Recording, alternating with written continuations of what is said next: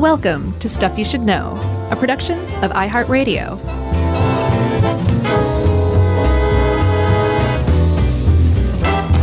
Hey, and welcome to the podcast. I'm Josh, and there's Chuck, and Jerry's even here, and this is Stuff You Should Know, one of the best episode topics I think we've ever come up with. I agree. Ironically, we're recording on a Thursday. I know, it's Taco Thursday. But I ate tacos for lunch, dude. I want a taco so bad, but I'm holding out until I see the next good taco truck. Yeah, so what I did, and I'm going to shout out my favorite taco places at the end, but tacos, as most people know, aren't the best delivery food because they, so you should eat right after assembly, basically, is your best taco. Totally. That's why when you go to a taco truck or a taqueria, they're putting those things together right in front of your face. But there's a place in Atlanta called Bar Taco in Inman Park, which they're kind of fancy schmancy tacos. Mm-hmm. But they have a couple of really good ones, and they deliver a little taco kit, like a little bento box almost. Mm-hmm. You got your meat separate from your tortillas, separate from your fixins, and then you put it all together there at home. And it's I got the pork belly that's flavored with a pineapple sauce. It was sort of a El Pastor kind of flavor. Sounds like it. And then like a shredded beef, and boy, did it hit the spot after researching this for the past day and a half. I can imagine. I had an open-faced deli turkey sandwich with cheese. I just was weeping while I was eating it. I could not have tacos. I tried to think of something else, but I got my tacos. I think that was the right thing to do. I'll tell you what else was the right thing to do, Chuck. Asking Dave Roos to help us out with this one. Right? Because it turns out that Dave Roos was apparently born to write this episode. Yeah. So just a little bit of backstory. Dave and his wife moved to Mexico looking for adventure years and years ago. Uh-huh. And while he was down there, he being the journalist he was, and meeting up with really, really good authentic tacos for possibly the first time in his life, he decided he wanted to write a story, an article about how we got from authentic, real good Mexican tacos like the ones you just described, to the kind of tacos we had in America as kids outside of Texas and California, which is like that crispy, hard shell, little ground beef, little taco seasoning, iceberg lettuce, tomatoes, and just shut up and eat it and don't ask for anything else. Which, by the way, I do love those. I think those are delicious. There's a place for them, but it's the same place that grilled cheese occupies. Yeah, exactly. Or square pizza. Yeah, well said. So, the thing about Dave, though, is when he started researching this, he found out, I guess he reached out to a guy named Jeffrey Pilcher as a source. Jeffrey Pilcher is a Latin American, or he's an historian of Latin America. Yeah. I don't think he's Latin American. Jeffrey Pilcher realized that he didn't know, actually, the answer to that question, how we got from authentic Mexican tacos to kind of blandish American tacos, right?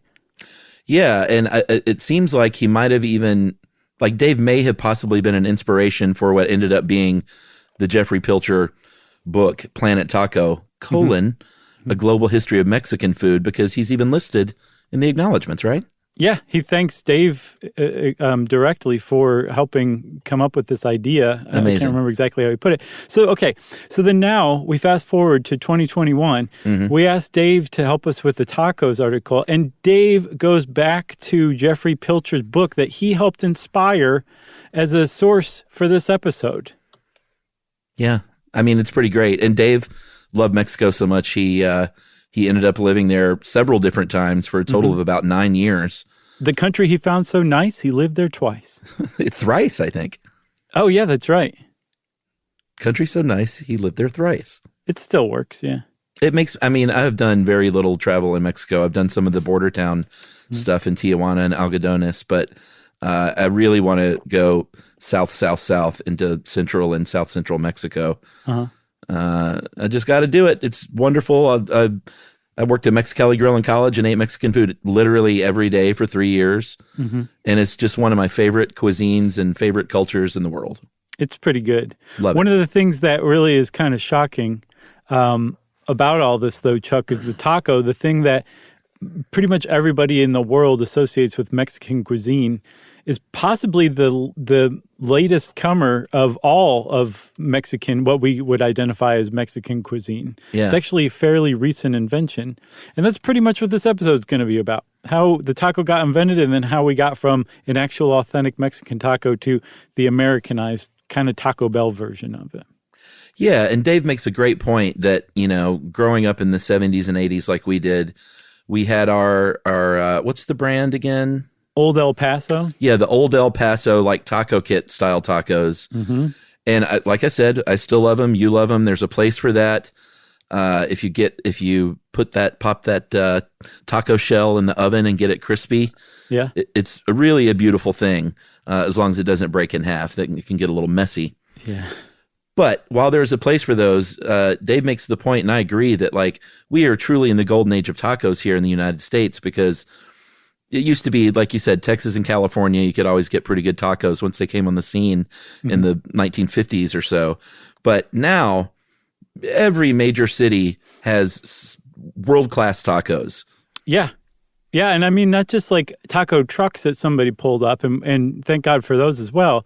But I mean, like multiple taco restaurants, taquerias, like authentic ones all over the place. That in just about any town in the country. And I don't know exactly how it happened, but it happened, and it's great that it did. Because it's not like people from south of the border started showing up in, 2005, and then that was it, and they brought tacos with them and that kind of cuisine. Like, there have been plenty of Mexican and Central American immigrants that have moved up into the United States for a very long time, and they did bring tacos with them, but for some reason, those authentic tacos just took a while to catch on. I think, Chuck, it was America that finally came around and caught up to what the Mexican cuisine actually was, rather than being like, no, we don't want that. We want this Taco Bell version. Yeah, I think I agree. And when I said every major American city, I'm talking if you want, 50 taco places to choose from. Right. Like Atlanta probably has that many. I looked on the map today out of curiosity. I counted 17 taco places within literally 3 miles of my house. And those are just places that have taco in the name, right?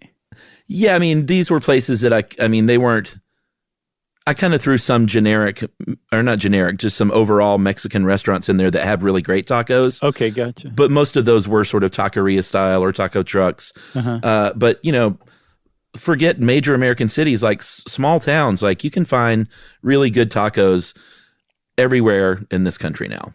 Yes. Yeah, the best taco I ever had actually was in some little countryside, rural area outside of Boston. I don't remember. We had a show in Boston, and then we had another show somewhere else that was within driving distance, and I was driving there. And it was driving from Seattle to Portland. Oh, okay. Best taco I ever had. Driving from Seattle to Portland in the middle of the nowhere. And there was a taco truck, and they had a beef tongue taco, and it was hands down the best taco I've ever had. Yeah, I'm not in love with the tongue. I would, when I worked at Mexicali in college in Athens, there was the guys in the kitchen they would make our food, but then on special days, they would make their own food for themselves. Mm-hmm. And Mexicali didn't have stuff like tongue. It was a bunch of frat boys and stuff that were eating it, so they weren't into tripe and tongue. Yeah. But they would make that stuff, and I would always try it. Don't love the texture of tongue. I definitely don't love the texture of tripe. No. But I gave it a whirl. I did not like tripe. I would eat cabeza, which is cheek and jowl meat. I've had the cheek tacos. I like those better than the tongue and tripe. I've never had beef cheeks, but I guess I have had beef cheeks, but it wasn't in a taco. It was prepared braised beef cheeks, and they were delish. Yeah, but give me some carne asada or shredded beef or carnitas or El Pastor. I'm down with chorizo, but that's probably lower on my list just because I like the others more. Yeah. I'll eat a fish taco. I'll eat a shrimp taco. I love those seafood tacos. I like it all. Definitely. Yeah, a good fish taco with some red cabbage slaw on there is pretty tough to beat, really. Yeah, and let's just do this. Fried fish. We'll talk about the tacos that we like for the rest of this episode. I like the fried fish and the stewed fish. They're all good. Yep, it is all good. And so it's worth restating again, I think. We are living in a golden age of tacos here in the United States, clearly, because you can find all these tacos. And if you're not out there finding all these tacos and this sounds good, make a concerted effort to go find an authentic taco place and see what's what. And I'll bet you never really go back. That's right. One last taco that I love is the Korean taco. Yes. The little fusion tacos that are out now that are so delicious. Do you know the first time I ever even knew that existed was Chad Crowley, who produced, one of the producers on that show, had that catered, a Korean barbecue taco place somewhere over on the west side, had it catered. You were talking about hand-cooked taqueria, my friend. Is that what it was? Okay. Yes. And it was like, I don't ever want to leave this craft services table. I just want to stand here and eat these tacos let's just call off the shoot and do this instead. Yeah, I still go there. There's a lot of houseware places over there. So whenever Emily and I go over there to look at those, I always pop into Hand Cook for some sesame fries and beef bulgogi tacos. Yeah. And the guy there, dude, still recognizes me from Stuff You Should Know, the TV show. That's awesome. That's really cool. Yeah. He's like, it was no good, but I recognize you. Yeah, every time I go and he goes, hey, man, how you doing? You still doing the TV show? I'm like, for the 50th time, no. No. And he said, get out. Very nice guy, though, and delicious tacos. We got to shout out, though, Roy Choi apparently was the guy who came up with Korean barbecue tacos. So he's worth mentioning for sure, at least for that. So I guess we should really talk about tacos instead of just salivating and talking about our favorite tacos.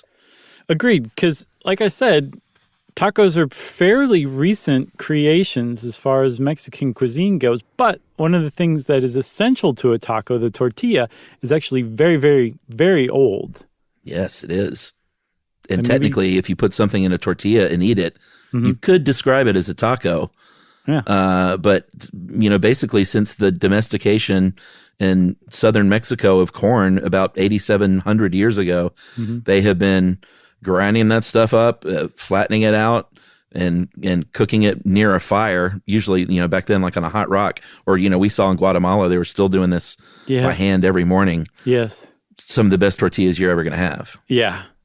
But that was it. Like, then you have a tortilla after that. And they've been doing this for thousands of years. I think it was kicked off by the Maya who figured this out.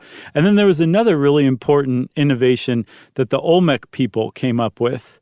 And that was to take that corn and soak it in hot water with wood ash, which made an alkaline solution, basically. And that actually broke down the pericarb, the hull of the corn, and changed the corn nutritionally. Like, it made a lot of the stuff inside more bioavailable. So it took something that was already like, okay, this is fine, we can stay alive on this, and actually turned it into like a really nutrient-rich food. So the tortillas you're eating, as long as they've undergone a process called nixtamalization, is actually pretty healthy for you.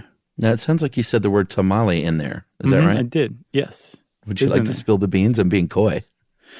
So in the Nahuatl language, the language of the Aztecs, nextili means ashes, and then tamale with an I means unformed maize dough, which will sound familiar if you've ever had a tamale with an E on the end. Let me ask you this. Okay. Do you and Yumi ever do tacos yourself at home? Yeah, we do more like just variations on taco salad typically, but we'll get like some blue corn tacos once in a while and fill them up, or else we'll get like some of those like usually we do flour though, like the ones you have to refrigerate. We'll get those, the loosey goosey ones. Sure. Make some fish tacos with slaw, that kind of stuff. Yeah, we do sometimes. All right. If you ever want to just kind of take it to the next level, okay, I highly recommend making your own tortillas. Get a tortilla press and some maize or some masa maize, and just give it a whirl. They're a little tricky, but once you get the hang of it, it really just takes things to a stratosphere that I previously did not know.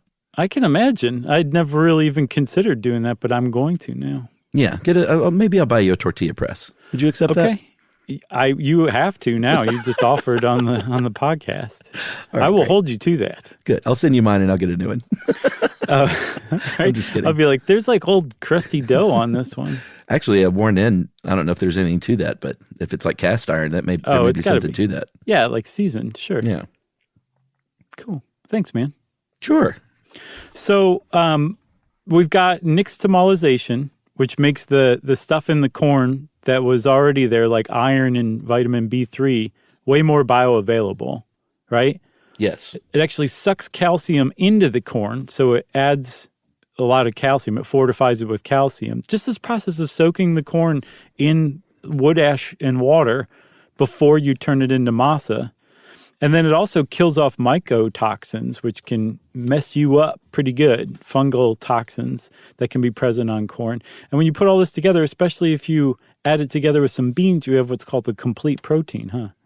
That's right. And that means you can indulge in those tacos and feel good about it. A complete protein is when you have the 9 essential amino acids in basically equal amounts. And here's the little trick to tacos, though, that make it special. You can have beans, and you're not a complete protein.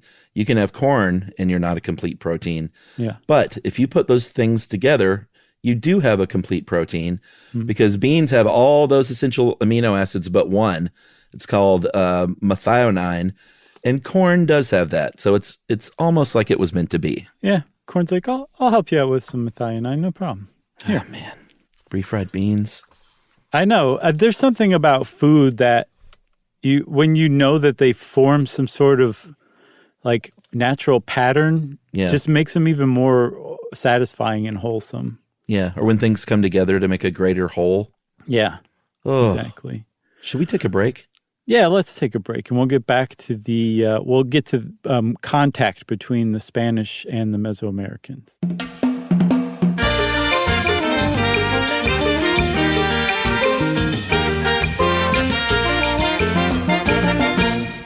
Wanna learn about a pterosaur and call it pterodactyl? How to take a perfect poop and all about fractals. Genghis Khan, Attila the Hun, the Lizzie Borden murders and the cannibal runs. Don't explain everything to your brain explodes. It's Chuck and Josh. This stuff you should know. Word up, Jerry. Okay, so we've got the invention of the tortilla, but that doesn't mean that tacos were invented yet.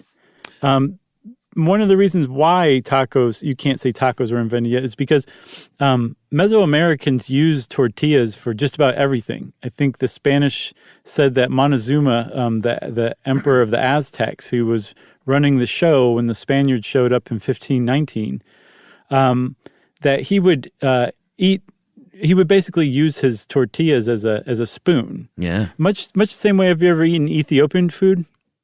Yeah, I mean, I do this with tortillas, but sure. So I can't remember the name of the bread, but they use that bread for like everything. It's just generally a utensil as much as it is a food. And apparently that the Aztecs used to do that with tortillas, and I would guess Mesoamericans as a whole. So Dave points out quite rightly that you can't really say what they were eating were tacos, even though they might have even been putting stuff in these tortillas, in the way that you couldn't say that, whatever you were eating was a sandwich because there was a loaf of bread on the table or a basket of rolls on the table, in the exact same way that makes sense. Yeah, I remember when I lived in Yuma 25 years ago, and I went to Algodones right over the border for the first time, and I saw the local Mexican population with these big plates of like stewed meat, and they had the tortillas, and I was like, oh, they're going to assemble that to a taco. But no, they ripped it up and they would just use it to grab the meat and put it in their mouth. And I thought that's when the lights kind of went off. And, I still love the traditional taco too, but I also love to just put the stuff on my plate and use it as a spoon or a grabber. Sure. It's like, I can't remember what it's called, but there's a kind of sushi. It's almost like deconstructed sushi where they don't bother to turn it into a roll. It's just a bed of rice, and then they put all the stuff you would put in the sushi just on top of the rice. So it's technically not sushi, even though all of the elements are there. Yeah, and I do the same thing with Indian food with the garlic naan. Yes. Which again is another one of my favorite cuisines too. Like Me Indian too. food. Oh my God. It's all making me so hungry. I love like all food. Yumi's always saying, she's like, it doesn't really matter whenever you talk about how great a food is because you think all food is good. And it's true. Like I love just about all food. There's really not a food that I'm like, I don't like that wholesale, you know? Yeah, I know. One of my favorite hobbies is eating foods. same So here. good. So the taco, though, back then, like you said, they were using these tortillas as spoons and such like that. And it was about the late 1800s that sort of the Mexican taco that we're familiar with finally kind of comes on the scene. Mm-hmm. So the word taco is kind of up for debate, isn't it? Yeah, I mean, taco was a word in Spain, hundreds of years ago, but it didn't mean the food. It meant a lot of different things, but one of the things it meant that's going to come into play with the food was it was like a plug or a tack stuffed into the barrel of a musket to keep that ball settled. It also was like a shot of wine or a hammer or a billiard cue, you could call a taco. But at the time, none of those words had anything to do with the food. No. So the word taco predates the food taco. That seems to be the clear aspect of this, the clear upshot, as I would say. Right. Yes. There's also a rival to the Spanish word taco, T-A-C-O, and that's a Nahuatl word taco with an L in there, basically. T-L-A-H-C-O. And it apparently means middle or half. And from everything I've seen, that is an incorrect etymology for the word taco as we understand it today. That it's just total coincidence. Right. But you might see some people claiming that, correct? Yes, but they are wrong from what I can tell. That's right. So to get from the musket plug to the food, in Pilcher's books, he makes a guess that a surmise that other people have also made that sounds pretty good to me. Yeah. With this story in Hidalgo, it was a silver mining town, Real del Monte specifically. And what the guys in the mine would do is they would work, and their sometimes daughters and wives would bring them their lunch, which was something a lot like a taco, like beans or that stewed meat or maybe some avocado and wrapped in a tortilla. And they would put it in a towel-lined basket where they get all nice and steamy and bring it down there for lunch. So while they're working in the mine, they're blasting holes in the rock, which they do by carving out a hole and then stuffing in an explosive, which they call the taco. So it might seem like a tenuous connection, but in Mexico City in the early 20th century, there was a taco called tacos de minero, a miner's taco, and some other variations, tacos de canasta, tacos from a basket, or tacos sudados, sweaty or steamed tacos. And that kind of draws the line, I think, pretty clearly. Yeah, and all three of those were basically different names for the same preparation, where when you fried them and then you stacked them all together, you would cover them with like a little like napkin or something like that in the basket to allow them to steam themselves to finish, right? And to me, that's where the word taco comes from, not from the food wrapped in the tortilla, but from that kind of food wrapped up in that cloth napkin in the same way that they were wrapping an explosive in cloth and stuffing it in there. That to me is the correlation rather than the food. The fact that it was in a basket wrapped up in fabric. Yeah, and food wrapped up in a tortilla. Sure. I mean, I get it. It's they're both possible. I'm just putting my own hypothesis out there now. Okay, everybody? You're like, it's not the tortilla, it's the napkin. That's honestly, it makes sense to me when we're talking about explosive plugs wrapped in fabric. You know what I mean? How about an explosive, delicious food?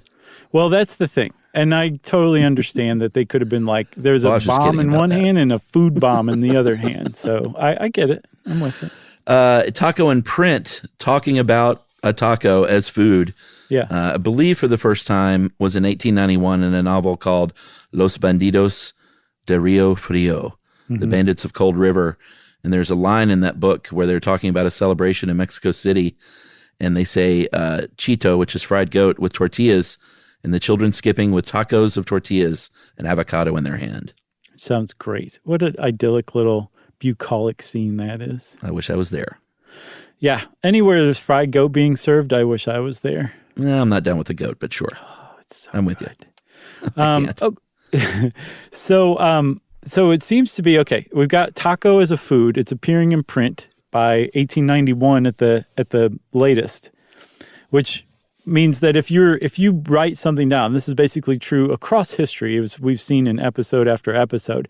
If you write something down and you don't explain it, that means to people coming 100 or so years later, looking back at this, that means that this has been around and everybody already knows what this is. I'm just referring to something that everybody's familiar with. It's not a new invention. So somewhere between the time that people were creating these taco plugs in the silver mines in the middle of the 19th century, maybe late 19th century, and 1891, tacos became a thing. They were invented somewhere in there. Yeah, and I mean, it was in an actual Mexican dictionary in 1895, defined as taco as the food and Mexico City as its birthplace. Yeah, it seems like Mexico City was ground zero for this place, and that they believed that by the turn of the 20th century, Mexico City was starting to become a bustling metropolis again. Do tell. So apparently by 1910, Mexico City had become like a huge town of a population of about 500,000 people, which is pretty significant, right? Sure. And this is 1910 when this happens.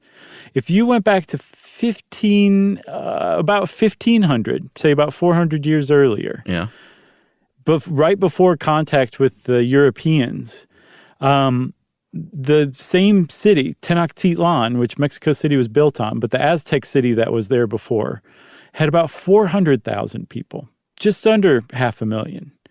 Isn't that nuts? Yeah, I mean, you would think that by 1910 they would have over 1 million. Right, but they wouldn't, and one reason why is because the population took a nosedive, both between conquest of the Spanish and the violence that broke out from that, but also even worse from the smallpox that the Spanish brought with them, which wiped out 40% of the population of Tenochtitlan in 1 year. The year after contact, 40% of the city died from smallpox. Jeez, that's so amazing. it took that long to rebound, all the way up to 1910. It finally surpassed its pre-contact population. So 1910, things are cooking, literally, in Mexico City. Mm-hmm. And a lot of people from, more rural Mexico had moved there to get work, to work in the factories. And they were living in, small tenements, basically. And they didn't have these big full kitchens usually to work with. So this is where the street taco or the taquerias really started to pop up, where you would go outside for dinner and you would go down to the street and find these delicious, mouth-watering taquerias. And they were bringing in influences from every corner of Mexico because, Mexico's a huge country, just like, the United States has, and every country has like regional food specialties. Same is true in Mexico. And all of these different flavors were coming into central Mexico City and exploding onto the food scene there. Yes. I mean, the varied and various cuisines that are brought by different peoples is not the least reason why multiculturalism is a great thing, Agreed. And Mexico City is a melting pot at the beginning of the 20th century. I mean, all these people were bringing it, and not just from Mexico or every part of Mexico, but there were some influences like outside of Mexico too, like tacos al pastor, right? The one you mentioned earlier that you got kind of a deconstructed version of today. Yeah, with that pineapple flavor, and that one I think has a pretty interesting story, which I never knew. It was it originated in Lebanon. And specifically in the Mexican state of Puebla, we had these, I feel like I'm living in Mexico right now. After those tacos you had, I can imagine why. Had these Lebanon or Lebanese immigrants settling there in the early 20th century, and they started selling their gyros, and they had those lambs on the vertical spit, like they still have today, and they were cutting off strips of it, putting it on a pita, sometimes a flour tortilla. And in Pueblo, there were and still are known as tacos Arabes, which is Arab, like Arab tacos. Mm-hmm. And the Mexicans there said, hey, they're really onto something here with this vertical spit, but let's throw a adobo pork butt up there instead. Mm-hmm. And throw a little grilled pineapple on there as well. And you have what we recognize as tacos al pastor, which means shepherd's tacos, which is a reference to the Bedouin roots of the Lebanese immigrants who came over. Great story. It is a great story. And actually, Chuck, that reminds me of another story. I was boasting about how I love all food. Mm-hmm. There's actually one of the few things I've ever sent back in my life. Oh, no. Was at a Lebanese restaurant in Toledo called the Beirut, which may still be there. Yeah. And a little on the nose, but sure.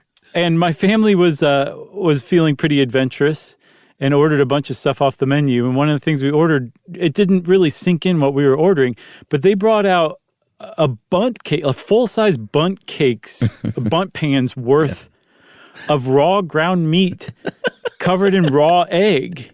Oh my gosh. And it was just on this big plate, and it was like, dig in, and we were just like, we can't. We can't. And I still to this day feel bad about wasting that meat. Do you know what it was? Like what that dish is? I don't remember what it's called. Someone will let us know. I sure. And I think it was, I don't think it was like an invention of that restaurant's owners or the cook, or the chef, I should say.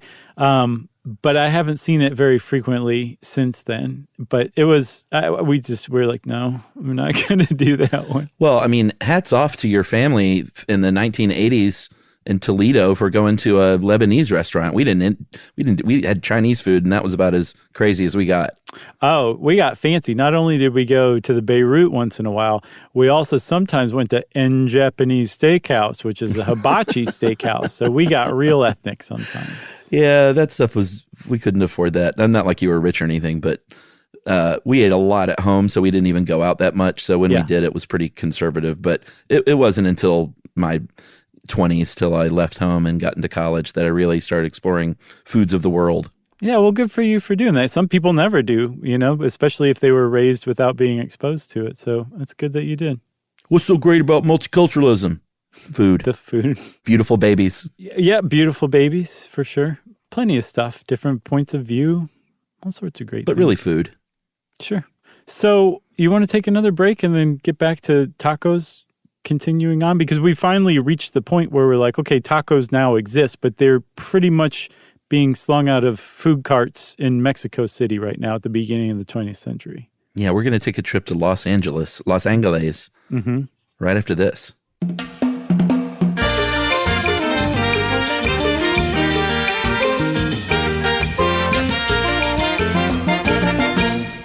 Wanna learn about a pterosaur and call it pterodactyl? How to take a perfect poop and all about fractals? Genghis Khan, Attila the Hun, the Lizzie Borden murders and the cannibal runs. Don't explain everything to your brain explodes. It's Chuck and Josh. That's stuff you should know. Word up, Jerry. All right. Smoggy, kind of already overcrowded, gross Los Angeles in the 1940s and 50s was a very segregated place. There were plenty of Mexican residents. There were plenty of Black Americans. There were plenty of Asian residents. There were plenty of people. It was a melting pot, but they tended to, there was a white flight that happened, and they tended to live apart by the 1940s.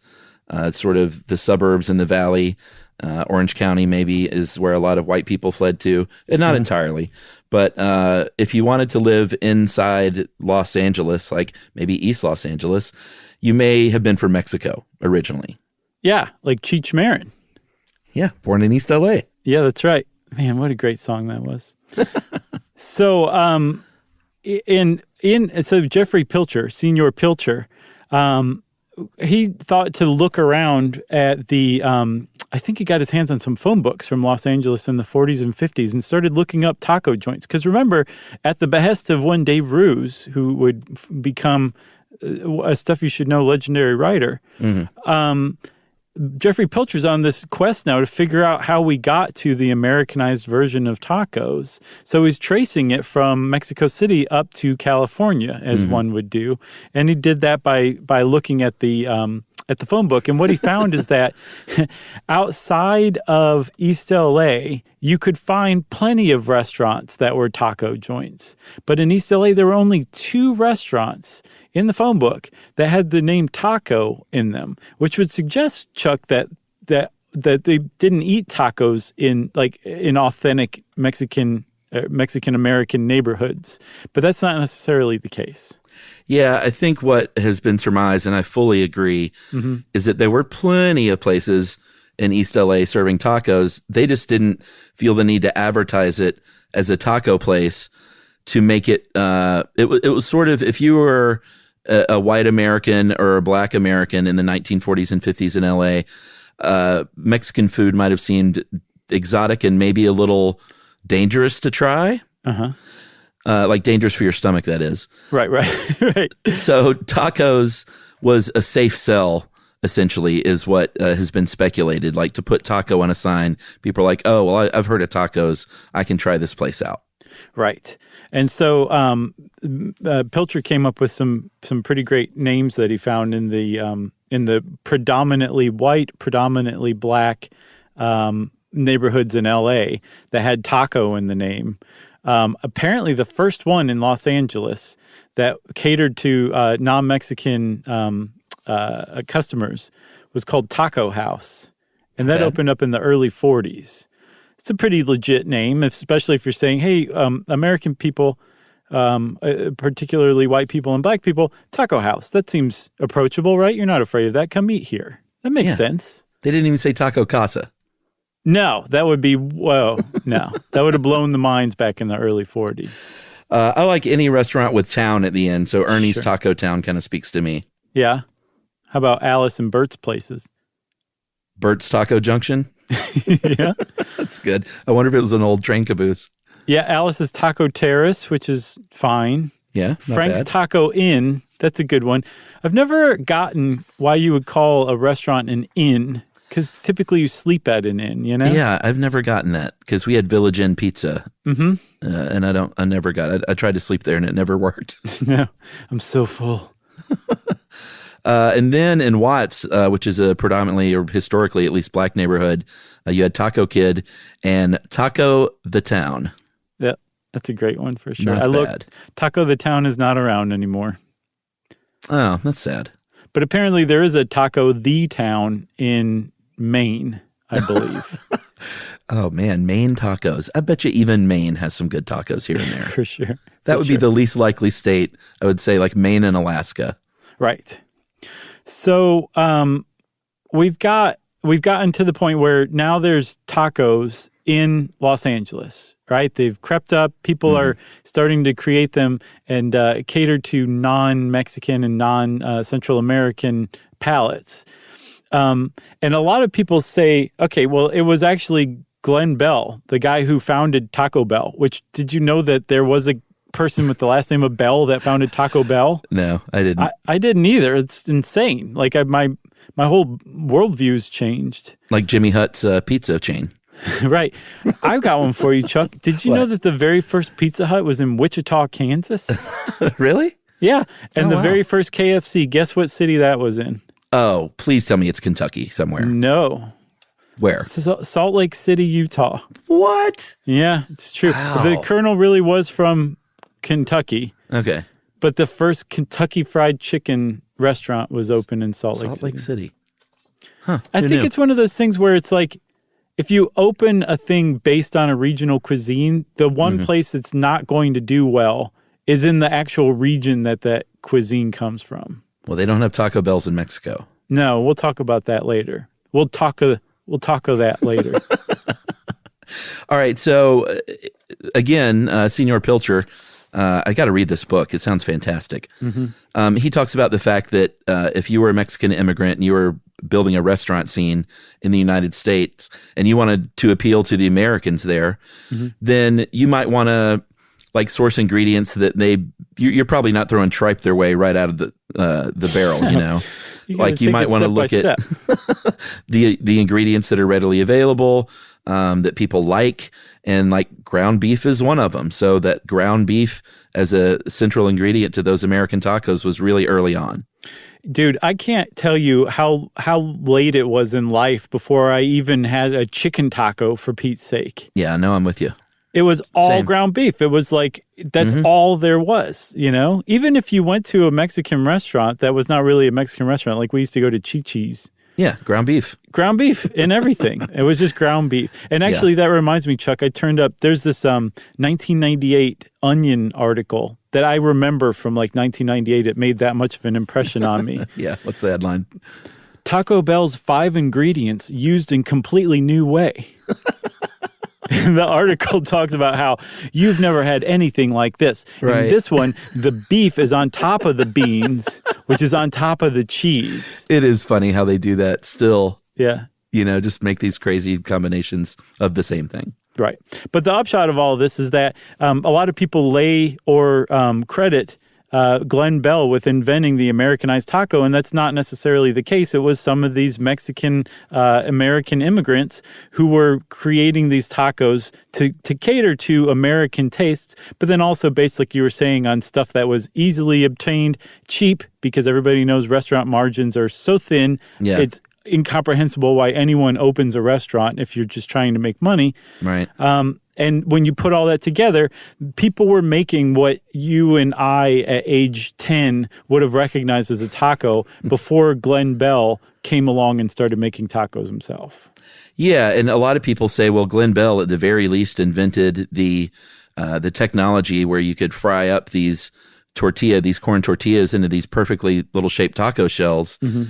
And he kind of did. It seems like it was one of the cases where a few different people all sort of had the same idea within a few years of one another, without even stealing from each other. Yeah. Because there was a man in 1949 in Arizona named Joseph Pampa who filed an application for a deep fryer basket that made these perfect little taco shells. Mm-hmm. But a couple of years before them, there was another restaurateur named Juvencio Maldonado. Great name. Mm-hmm. And he actually won the patent out of New York City in 1947. But Glenn Bell also created his own version, it seems like, independently. Yeah, and the reason why everybody was having this kind of same idea at the same time is because part of like the zeitgeist of the time as far as food went was the idea that fast food was awesome. Yeah. And creating food quickly and efficiently was thrilling. Because prior to this, if you made tacos, you made the tacos as ordered, to order. And you took these uncooked flour tortillas and then you fried them up and made tacos that way. And this was like, no. Just imagine if you had the shells already ready, it would save so much time and knock these Bobby Soccer's socks off. Right. And if you happen to break the shells, it's a nacho. Exactly. That's what my t-shirt says. So in 1948, Glenn Bell has opened a hot dog and hamburger stand in San Bernardino in San Bernardino, California, across from the original McDonald's, if you remember that episode, which is pretty fun, which started out as a barbecue restaurant. And he was doing okay. He wasn't doing that great, but he noticed across the street there was a Mexican restaurant called, I guess it's the Mitla Cafe, M-I-T-L-A, that had been open since 1937 by the Rodriguez family. And it was not a taco stand. It was like a full sit-down, full-service restaurant, open breakfast, lunch, and dinner that was killing it. And he was like, I got to get me some of that. Yes, and we've reached the point where I want to point out that Dave Roos is a born food writer, because the reason both of us wanted tacos so bad is in large part because of Dave's really great descriptive writing. But Agreed. he talked about how, like the Meatloaf Cafe, it wasn't a taco joint, but they had killer tacos. And they had something called Tacos Dorados, which is a golden fried taco. And he said that at night, young people would show up at the Meatloaf Cafe craving a quick bite. And the bestseller was a freshly fried bag of Tacos Dorados, golden fried tacos. That is good food writing. It makes me hungry. Imagine that. And these are essentially taquitos, right? Yeah, they would take a corn tortilla, put ground beef in it, roll it up, put a toothpick in it to hold it together, and then fry that. And then they would put the cheese and the lettuce and the tomatoes on the outside. And I shouldn't say would, because Meatloaf Cafe is still there, and they still serve Tacos Dorados. Yeah, it's taquitos. I love it. Sometimes I'll get taquitos. Sure. Yeah, if you stop at a racetrack or something. No. Or the Quick Trip. Yeah. Have you ever seen those, like, they look like a taquito and a hot dog, like made love or something? I'm not even sure what it is. That sounds hot. No, I like taquitos in a place, or flautas is another name. I'm a big fan of the chimichanga, which is different. That's like a deep fried burrito, but that's an American invention. Yeah, put anything in a fryer basket and I'm all over it. Dude, I'm with you. But also that sauce that's peculiar to the chimichanga is so good. It is. Oh, man. And plus, it's just fun to say when you order it. Yeah, I haven't found a great one here in Atlanta near me because all the places near me are a little more authentic and they don't have them. Oh, yeah. I was going to say, like, yeah. There are places near me, but I just don't go there. Right. But yeah, if it's authentic, they're probably not going to have a chimichanga. That's an American Mexican food, or it's a Mexican place that's catering to Americans. Right, exactly. So the reason that we're bringing up the Meatloaf Cafe is because this is where Glenn Bell learned to fry up tacos, to make tacos. And it's not entirely fair to say that he stole the idea from the Rodriguez family who were running the Meatloaf Cafe and came up with the Tacos Dorados, because Glenn Bell, became a regular customer there. But he was there not just to enjoy the food, but to kind of like spy on them and watch the process and figure out how to do it. And there's a guy named Gustavo Arellano. He wrote Taco USA, How Mexican Food Conquered America. And he's the guy who seems to be the one who really turned up this story about how the Meatloaf Cafe was the basis of Taco Bell originally. In that when the Rodriguez family figured out that Glenn Bell wanted to learn how to make tacos dorados and was kind of surreptitiously learning by spying, they invited him into the kitchen to teach him how to do it. Wow. They just showed him how to do it. See? What a great culture. So, exactly. So, Glenn Bell went off and he he went from making hamburgers and hot dogs to making tacos based on the Tacos Dorados thing. But he was also combining it with inspiration from the McDonald's brothers across the street who had gotten into really efficient fast food. So he was trying to figure out how to make Tacos Dorados as fast as possible. Yeah, I mean, this is where he comes up with his 1951 frying contraption. And we should point out when it was a very sort of Americanized version of the taquito. He actually topped his with chili dog sauce from his hot dog days. I'm not going to hate on that. I bet it's delicious. Sure. That's all I'm going to say. Yeah. But he was looking to open up his first taco restaurant in 51, and he did so, and a consultant was helping out with the naming. And they said, what about La Tapatia? Sure. Which is a nickname for a woman from Guadalajara. And he said, yeah, La Tapatia is great, but how about just Taco Tia? And they said, that means taco ant. That makes no sense. That's fine. Sure. Well, it's an ant who loves tacos. It makes sense to me. Yeah, an aunt rather, not a insect ant. Right. To be clear. So he had Taco Tia, and then he went on. He's like, I really like this taco thing. I'm going to start another chain with a couple of Rams football players. They created El Taco, and that went well for 4 years. And then he sold out his portion of that. And then he finally created the first Taco Bell in 1962 in Downey, California, right? 1962. Diarrhea is born. Oh, poor Taco Bell.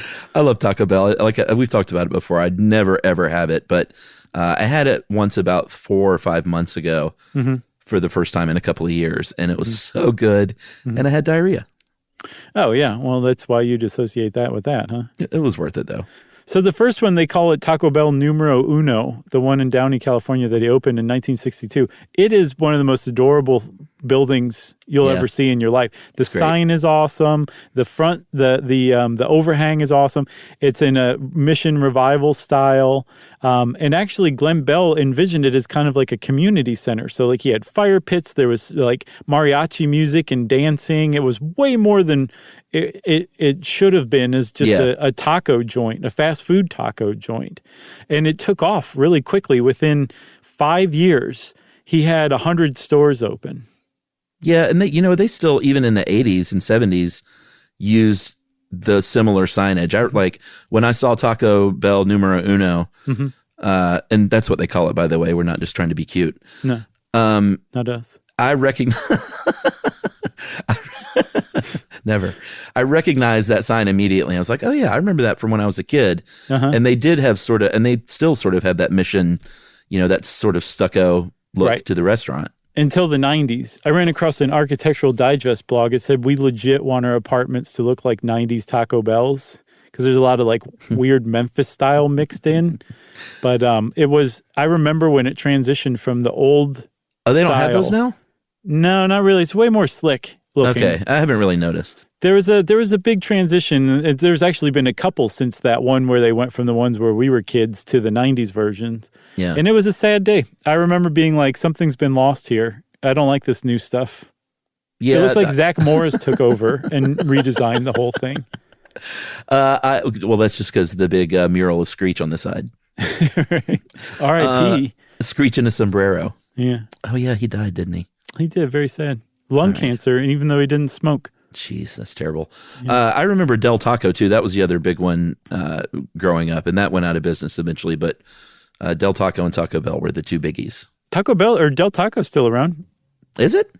Oh, yeah. They all shut down, no? I had another Del Taco by my house, not very far away from it. And I had not had it until maybe 2019, 2020. I think they've slimmed, though. I don't see those much anymore. It seemed to be like a legit rival to Taco Bell, but Taco Bell squashed them with a tortilla press. Yeah.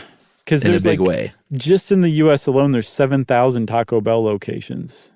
That is a lot. And they're all over the world except Mexico. Yeah, they tried in 1992 and 2007 to open up Taco Bells in Mexico City, and they did, and That's they just did not go very far. But they're and I think in 2015 there was a campaign to save Taco Bell numero uno because they were going to demolish it. There was actually a KFC/Taco Bell across the street from it, and that lot where Taco Bell numero uno was being redeveloped. And there was a campaign to save it, and they moved it. In 2015, they moved it, I think, 45 miles from Downey to Irvine, where Taco Bell's headquarters is. And yeah, there's a lot of stories on this online, but I would recommend you go to Pee Wee Herman's website, peewee.com. Yeah. There's a really, I found the best article was there because it has all kinds of pictures of the restaurant now wrapped up in the parking lot of the headquarters. And then there's a video, there's pictures of it going down the freeway on a truck with, the extra wide load with a police escort. And like, there were 20 or 30 cars of like people that like took the 2-hour journey honking their horns and stuff. Yeah. So it's really kind of a fun story. They sadly haven't found a place for it still, because I saw a follow-up last year. They're still looking for a permanent home for it, though. Yeah, apparently it's still just, like you said, wrapped up in the parking lot in a tarp on the trailer still, just kind of off in a corner of the parking lot, which is hopefully not the end of the place, I guess. And big shout out to the conservation group, We Are the Next, because they're who headed up that whole plan to save a building that a lot of people would say is not historically significant. Sure. You should have sent me that Pee Wee Herman link. I would have liked to have seen that. I love that guy. Oh, you didn't see it? No. I mean, it had all the same stuff. It just had a couple of cool pictures. Gotcha. You got anything else? I got nothing else.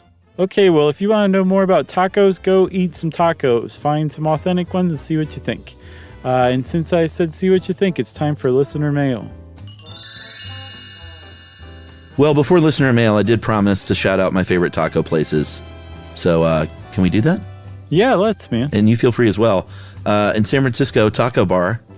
Okay. Right there in sort of Lower Haight. I'm sorry, not Lower Haight, Lower Pacific Heights. Los Angeles, Yuccas in Los Feliz was one of my favorites. Okay. Senior Fish in Eagle Rock.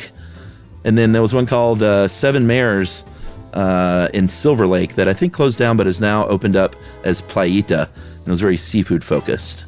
Mares like mares of a town or mares like horses? Like horses. I gotcha. I think it was El Siete Mares was how you would really say it. It's very pretty. The Seven Mares. You wouldn't know that if it weren't for multiculturalism. They had really good ceviche, really good seafood. And then here in Atlanta, El Tesoro in Kirkwood, Mescalitos in Oakhurst. Any place on Buford Highway, sure, you're going to get good, authentic Mexican food and tacos. So those are my shout-outs. Yes. Do you have any? No, I don't. I need to get out to more taco places, apparently. Shout out to the food truck whose name I did not get in between Seattle and Portland that one time. Yeah, Slater Kenny Tacos is what it's called. That's right. All right, so listener mail? Listener mail. I'm just going to call this nice email from a nice human. Okay. Hey guys, wanted to share with how your show is helpful and enjoyable to me and how I used my experience to help a friend. My friend started new medication and messaged me expressing insomnia troubles that came on as a result. I empathize and explain how I actually use Stuff You Should Know to help me fall asleep when my mind is running 100 miles an hour. Nice. I put on an older episode with a sleep timer and let my brain focus on the topic of discussion. I also find your voices really calming, probably because I'm so familiar with hearing them almost every day for the past few years. Of course, I suggested speaking to her doctor too, but I encouraged her to look into your podcast, even just for the general curiosity and enjoyment. Since my husband and I moved overseas for his military obligations, I find your show even more important in my life because I feel connected to the routines and the life I was used to living before we moved. Thanks for all the hard work you put into each episode. Your content and enthusiasm truly bring a joy and brightness to this world, and I'm extremely grateful. Hope you have a wonderful new year of 2022, and I look forward to continuing listening for as long as you're willing to make episodes. That is from Katie Fratonali. Very nice. Thanks a lot, Katie. I remember, I've probably said this before a million times. I used to take, not offense, but I used to be like, what exactly does that mean when people said that they use this to fall asleep? And then I was like, no, that is a high honor that you can put people to sleep, you know? Yeah, you're in bed with somebody and you're soothing them. Yeah, especially if they have trouble sleeping, like to a clinical degree, and you can help them. That is, I mean, I'm going to have that put on my tombstone. You should. He Could helped put people to sleep. Yeah. And now he's sleeping. The big sleep. It's a little birdie. Yeah. Workshop it. All right. Well, if you want to be like Katie. Oh, sorry, Katie. If you want to be like Katie and send us a great email like Katie did, you can send it to us at stuffpodcast@iheartradio.com. Stuff You Should Know is a production of iHeartRadio. For more podcasts from iHeartRadio, visit the iHeartRadio app, Apple Podcasts, or wherever you listen to your favorite shows.